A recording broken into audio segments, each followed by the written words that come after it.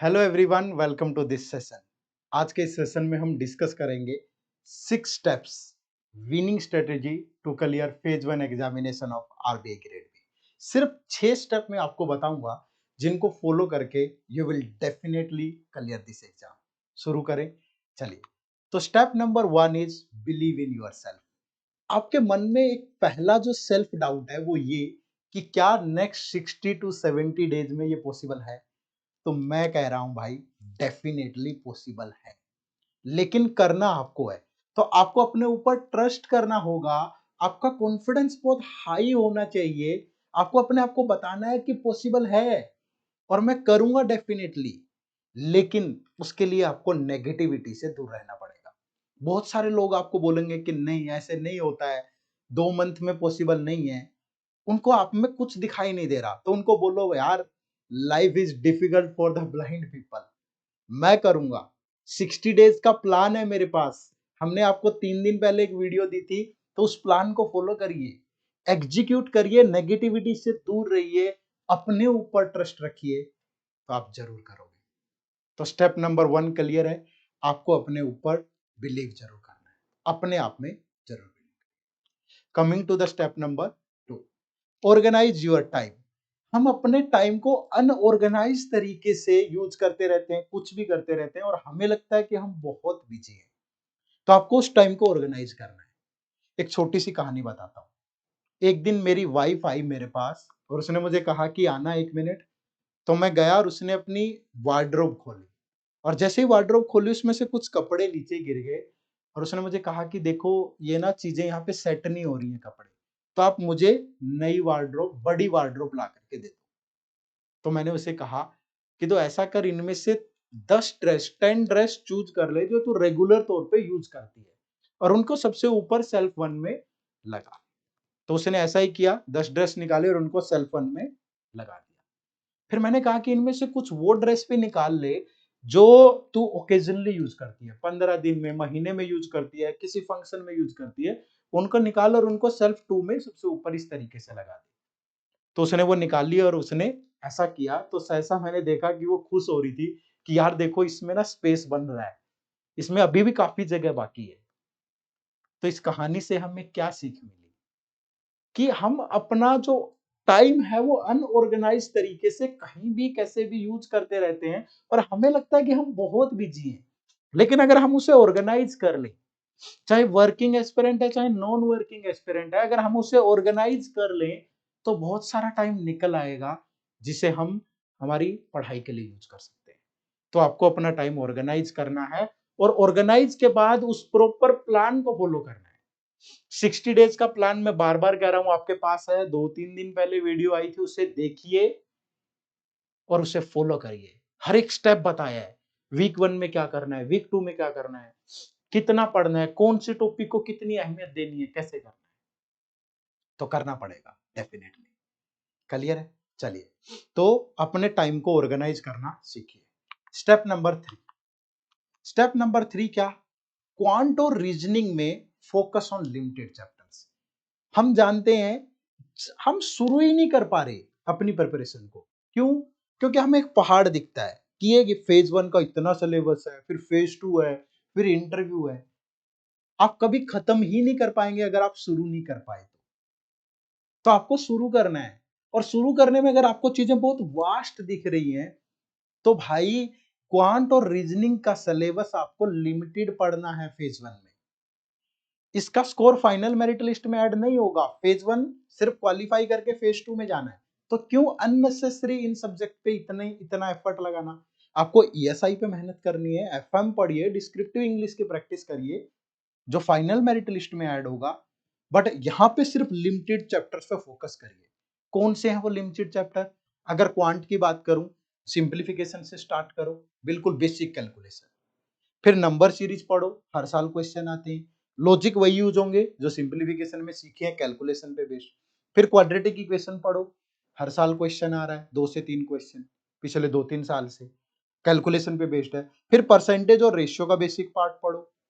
फिर डीआई पढ़ो। डीआई में बेसिक वाला DI, line graph, bar graph, pie chart, mix graph, ये बन जाएगा अगर आपने ये सारे ये सिंप्लीफिकेशन आपकी अच्छी है, परसेंटेज और रेशियो अच्छा है, तो इस डीआई को बनाने में प्रॉब्लम नहीं आएगी। और मैंने पूरा प्रॉपर वीक वाइज बताया है, 60 डेज के प्लान की वीडियो सर्च करो एड्यूटैप की और देखो उसमें कैसे करना है इनको बहुत आराम से। फिर 4 टॉपिक एडिशनल पढ़ लो, यहां तक भी कट ऑफ क्लियर हो सकती है, लेकिन एक सेफर साइड के लिए टाइम एंड डिस्टेंस पढ़ो, टाइम एंड वर्क पढ़ो, इंटरेस्ट पढ़ो, प्रॉफिट एंड लॉस पढ़ो, और उनमें भी बेसिक चीजें पढ़ो। डाटा सफिशिएंसी और डीआई क्वेश्चन प्रैक्टिस कर लो, उन पे बेस्ड आपका काम हो जाएगा। कहां मुश्किल है यार, कहां ज्यादा है, पॉसिबल है। बात रीजनिंग की करें, सीटिंग अरेंजमेंट पजल नहीं पढ़नी भाई, कोई जरूरत नहीं है। अगर नहीं हो रही है तो छोड़ दो, एक दो ट्रेंडिंग में है वो टाइप की प्रैक्टिस कर जाओ, बाकी अदर टॉपिक्स करो। सिलोगिज्म पढ़ो, इनइक्वालिटी पढ़ो, रैंकिंग पढ़ो, डायरेक्शन पढ़ो, ब्लड रिलेशन पढ़ो, इनपुट आउटपुट पढ़ो, क्रिटिकल रीजनिंग में statement argument, course of action, statement assumption, statement conclusion, थोड़ी सी प्रैक्टिस करो इन चीजों की, कर पाओगे बहुत आराम से। और वी जो प्लान हमने दिया आपको उसे फॉलो करो, तो सिर्फ लिमिटेड चीजों पे मेहनत करो और ये देखो कि उसकी आउटपुट कितनी है, ऐसे ही अननेसेसरी चीजों पे एफर्ट नहीं लगाना है, ठीक है। अगर मैं इंग्लिश की बात करूं तो सिर्फ पीवाईक्यू देखो, अगर आपका स्कोर ठीक ठाक बन रहा है, 50 या 50% स्कोर आ रहा है पीवाईक्यू में, तो सिर्फ एमसीक्यूज प्रैक्टिस करो। अदरवाइज आपके पास अगले 60-70 डेज है, तो ग्रामर का एक एक टॉपिक उठाओ, अपनी कॉम्प्रीहेंशन स्किल्स को इंप्रूव करो, एडिटोरियल्स पढ़ो, रीडिंग की हैबिट डालो, तो हो जाएगा डेफिनेटली। कौन कह रहा है नहीं पॉसिबल है, ठीक है। तो डेफिनेटली अगर आप अपने लिमिटेड चीजों पे एफर्ट करोगे तो फेज 1 एग्जाम आपका चुटकियों में सॉल्व हो जाएगा, ठीक है। चलो next point number 4, focus on 5 month current affair. ये गुरकीरत सर आपको बताएंगे। Thank you, sir. Now, guys, when I talk about current affairs, it is a very important topic for the examination, not for phase 1, but also for the phase 2 of the examination. But one thing that is coming to your mind is looking at the things that you have to read: schemes, reports, current affairs, RBI notifications, budget, economic survey, RBI annual report, trends and progress of Bank in India report, financial stability report, and there will be many more reports like that. सबसे पहले आपको क्या करना है, इस चीज को stress free होके इतने टॉपिक्स अपने मन में नहीं सोचने। Limit the topics. Limitation should be on two way. First of all, it should be defined number that you have to read. Defined months पढ़िए बस। कितने हैं वो months? वो है 5 months जो आपको पढ़ने हैं, ठीक है। अब आपको कोई भी चीज पढ़नी है, चाहे वो स्कीम्स थी, रिपोर्ट्स थी, करंट अफेयर्स हैं, आरबीआई नोटिफिकेशंस हैं, वो आपको पढ़ने हैं 5 मंथ्स के लिए। अब फिर मन में डाउट आ रहा है कि सर आपने तो फिर सब कुछ बोला कि पढ़ना है। एक चीज समझिए, जो आप यहाँ पे पढ़ रहे हैं, that will be helping you in the phase 2 of the examination also. So which means आपका phase 2 का जो एग्जाम है वो भी तो साथ में प्रिपेयर हो रहा है ना। तो this should be the strategy here. For that, how you can cover this thing, guys, I have given you a proper plan in the 60 days plan where we have discussed each and everything, how you can cover them day by day. तो आपके ऊपर बहुत ज्यादा pressure नहीं है, 60 days काफी ज्यादा है, तो आप बहुत आराम से उनको पढ़ सकते हैं। This is the important thing कि आपको आराम से पढ़ना है जो भी चीजें आप पढ़ रहे हैं।